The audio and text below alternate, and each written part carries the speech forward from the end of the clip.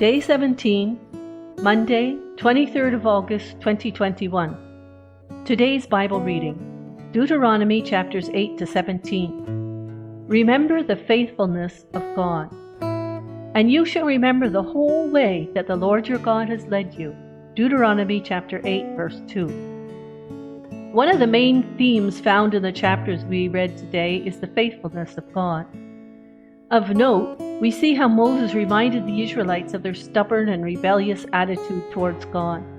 He brought to mind the sordid episode of the golden calf where the Israelites plunged headlong into sin just a short time after being delivered from Egypt.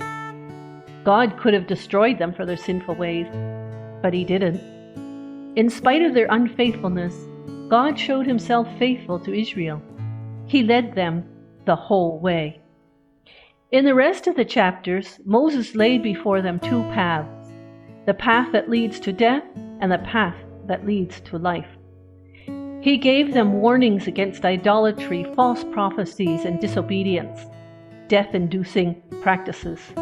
He gave them commands on tithing, sabbaticals, and festivals, life-giving practices. Yet, Israel would eventually go down the path of sin and death.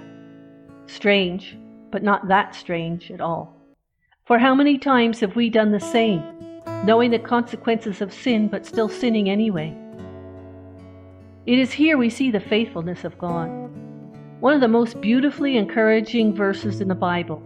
If we are faithless, He remains faithful, for He cannot deny Himself.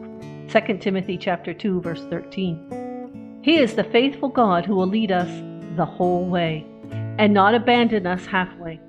Steadfast is His love for His people. Today's prayers.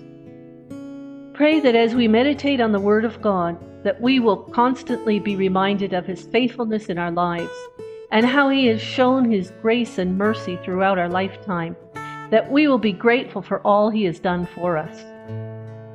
SOCSO has reported about 10,000 cases of monthly unemployment in 2020 since the outbreak of COVID-19.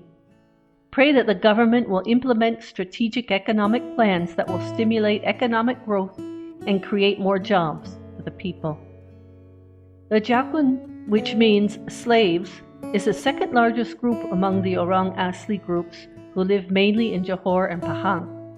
Pray that they will come to realize their true identity in Christ and willingly serve Jesus as their one and only Master.